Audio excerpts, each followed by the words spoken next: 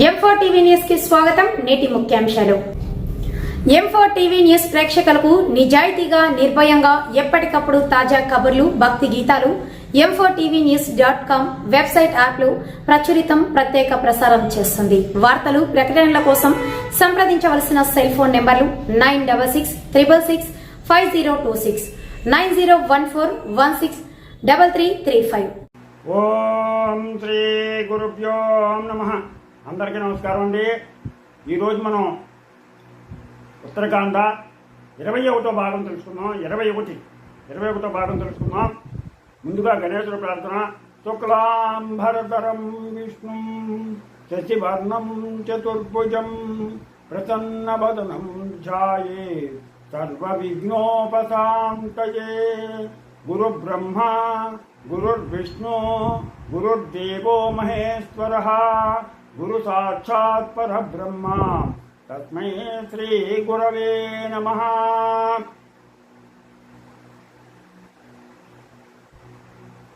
శ్రీరామ జయ రామ జయ జయ రామ, శ్రీరామ జయ రామ జయ జయ జయ జయ రామ.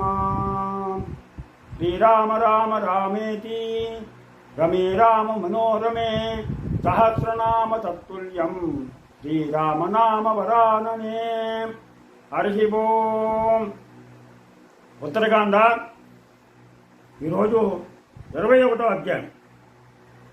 అలాగే నారదుడు యమలోకానికి బయలుదేరి వెళ్ళాడు. రావణ్ణి బయలుదేరి యుద్ధానికి వస్తున్నట్టుగా ఈ నారదుడు ముందుగా యముని దగ్గరికి వెళ్ళి తెలియజేయడం గురించి విన్నాం. అట్లు వెళ్ళి గొప్ప విక్రమము గలవాడును, అగ్నిహోత్రంతో కూడిన వాడును, ప్రాణికోట్లు చేసిన పుణ్యపాపములకు తగిన ఫలములను ఎంచి శాసన మనరించువాడును అయిన ఆ యముని దర్శింపగా అతడు వేగముగా ధర్మ పద్ధతిగా ఆ మునిశ్రేష్ఠునికి అర్ఘ్యమిచ్చి పూజించి ఆసనమున సుఖముగా కూర్చుండబెట్టి, మునినాగా నీకు శ్రమమే కదా, ధర్మము నశించడం లేదు కదా, గంధర్వుల చేతను దేవతల చేతను సేవింపబడేవాడవు, మీరు ఇచ్చటకు వేయించేసిన కారణమేమిటి ఆనతివ్వండి అని ఆ ఋషిశ్రేష్ఠుడు ఓ యమధర్మరాజా వినుము, ఈ యుగంతమునంతయు విని ఏది యుక్తముగా ఉంటునో ఆలోచింపుము. ఓ జయించుటకు సత్యము కానివాడా, రాక్షసరాజైన దశాశ్వరుడు పరాక్రమంతో నిన్ను యుద్ధమున గెలుచుటకై వచ్చుచున్నాడు. ఇది నేనిరంగొడిచే మునుముందుగా నీకు తెలియజేయవచ్చుని. కాలదండమును ధరించి ప్రకాశించు నీకు ఏమి జరుగునో అని వచ్చి ఉన్నవాడును అని చెప్పుచుండగా ఆ రాక్షసనాథుని విమానము దూరమున ఆకాశమున కనిపించను.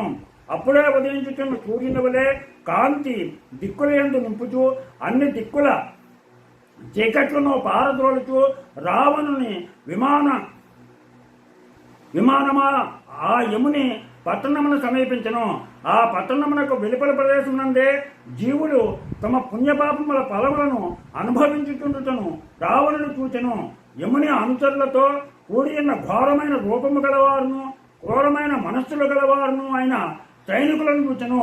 కట్టుబడివారిని, కొట్టబడుచున్న వారిని, అయ్యయ్యో అని అరచువారిని, బాధల కోరవలేక దుఃఖించువారిని, పురుగులు తొలుచుచుండగా బాధనందు వారిని, భయంకరములైన కుక్కలు నోటితో కండలను పీకుచుండగా ఆహా అని అరచువారిని, విన్నవారి గుండెలు పగులినట్లు విలపించుచున్న వారిని, రక్తమే నీరుగా గలవ వైతరణి నదిలో లాగబడుచున్న వారిని, మండుచున్న ఇసుకయందు పడవైచి దొర్లించుతుండా ఏడ్చుతున్న వారిని, అతిపత్రవనమున కష్టపడబడుతున్న అధర్మ పరులను, ఎక్కువైన దప్పికతో నీళ్ళ నియ్యరే అని గోలబెట్టి వారిని, కష్టాత్ములను ఆ రావణుడు చూచెను.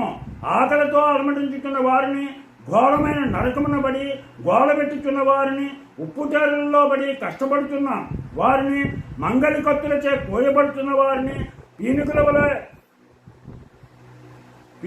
పీనుగుల వలె వెలవెలబోవారిని, బక్కచిక్కి బాధపడి వారిని, జుట్టుములు వీడి విరసి వేలాడుతున్న వెంట్రుకలు గలవారిని, ఏడ్చుతూ బాధచే పరుగు పెట్టివారిని, మన్ను బురద శరీరము నిండా కలిగిన వారిని, రంగు మారిన వారిని, రావణుడు వందలు వేలుగా తాను వచ్చి దారిలో పేట సంఘములను చూచి వేరొక చోట సంగీతము వాద్యధ్వనులు మొదలగు వాటితో అనేక విధములుగా చెవుల పండుగగా ఆలకించుతూ సంతోషముతో తాను చేసిన పుణ్యముల ఫలితముల అనుభవించువారులను చూచెను. ఆవులను దానము చేసిన వారు వార్తలు గోవుల పాలన త్రాగి సుఖించుచుండుట, అన్నదానము చేసిన వారు మృష్టాన్నములను మెక్కి సంతోషముతో తిరుగుచుండుట, గృహదానములు చేసిన వారు శ్రేష్టమైన గృహములందు సంతోషములతో సౌఖ్యములతో ఉండుట, బంగారము మనులు ముత్యములు గల ఆభరణములు కలిగిన స్త్రీ సమూహములతో కొందరుండగా వారు చేసిన పరమ పుణ్యములను బట్టి కొందరు ధార్మిక శ్రేష్ఠులు నిర్మలమైన శ్రేష్టమైన దివ్య తేజముతో ప్రకాశించుండగా వారినందరినూ చూచి రావణుడు తమ తమ పాపములకు తగినట్లు యమభటులచే బాధింపబడుతున్న ప్రేతములను బలాత్కారముగా విడిపించి హాయిగా సంచరింపజేసను. అనుకొననిదైన ఊహింపరానిదైన విధముగా జీవులు ఒక్క ముహూర్త కాలము ఈ విధముగా సుఖము పొందగా ఆ ప్రేతములను రక్షించు యమభటులు కోపముతో విజృంభించి గుంపులుగా వేగముగా ఆ దశగ్రీవునితో తలపడిరి.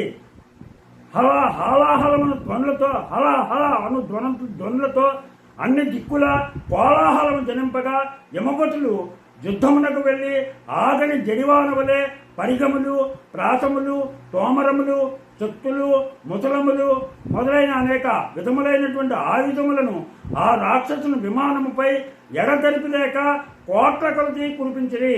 ఆ మహాబలవంతులు ఒక ముహూర్త కాలముననే తుమ్మెదల బారువలే పుష్పకమునందల తోరణములను సౌధములను వేదికలను రాక్షస గుంపులు భయపడినట్టు ఛేదించిరి.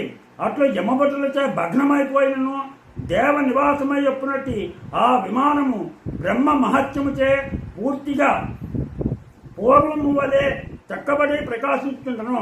ఆ మహాత్ముడైన యముని భటులు శౌర్యము కలవారై వందలు వేలుగా కూడి యుద్ధము నడపగా గొప్ప బలవంతులైన రాక్షసులను వృక్షములు కొండలు ప్రాసములు గుంపులుగా విసురుతూ వారి ఇష్టమొచ్చిన విధముగా తమ బలముల కొలది గర్వంతో ఉగ్రులై పోరు సల్పిరి.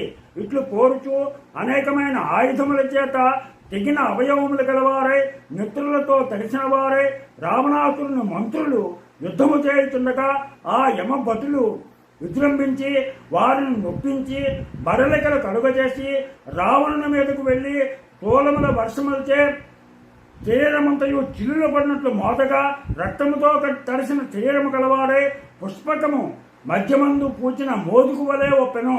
అతడు తీవ్రమైన శక్తితో అస్త్ర బలము చేత పెద్ద రాళ్లను తోమరములను గదలను శక్తులను తోలములను వృక్షములను బాణములను వేయగా అవి వర్షము వలె ఆ యమ కింకరులపై వేగముగా కురియగా ఆ యమ భటులు కూడా అతని భయంకరమైన శరవర్షము నాపుతూ కొండపై వ్రాలు పెను మబ్బుల వలె ఆ రాక్షసరాజు మీద వ్రాలి వారి అయిన స్థూలములను గండ్ర గొడ్డళ్లను అను ఆయుధములతో ఊపిరి ఆడనీయక ఇంచుకైనను సందీయక ఆ పాపచరిత్రని బాధగా ఆ దెబ్బలచే వీలిన కవచము కలవాడై నదుల వలె పారుతున్న రక్తములలో మునికి కోపించిన మనస్సు కలవాడే ఆ రాక్షసరాజు రావణుడు విమానమును వీడి నేలపై నిలబడను.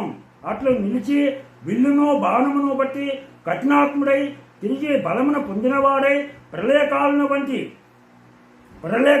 వలె ఇంటి నారియందు పాశుపతాస్త్రమును సంధించి నిలుడని అరిచి పూర్వము నీలకంఠుడు త్రిపురములపై వేసిన విధముగా దృఢమైన శౌర్యము గలవాడై చెవి వరకు లాగివేయగా పొగలేని అగ్నివలే ఆ శంకరుని అస్త్రము దావాగ్ని వ్యాసమయంది ఎండిన అరణ్యములను అందరి ప్రాణకోటితో కూడా దహించినట్లు చెట్లను పొదలను కాల్చుతూ యముని వీరభటులకు జ్వాలలు కలిగే వేగముగా ప్రళయములు కలిగించను.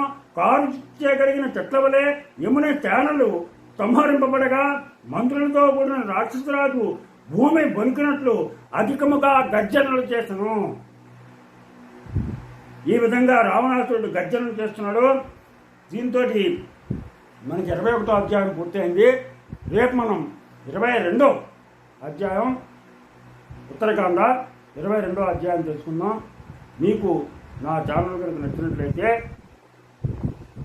సబ్స్క్రైబ్ చేయండి, అలాగే లైక్ చేయమని కోరుతూ రాపాడుకుంటున్నాను.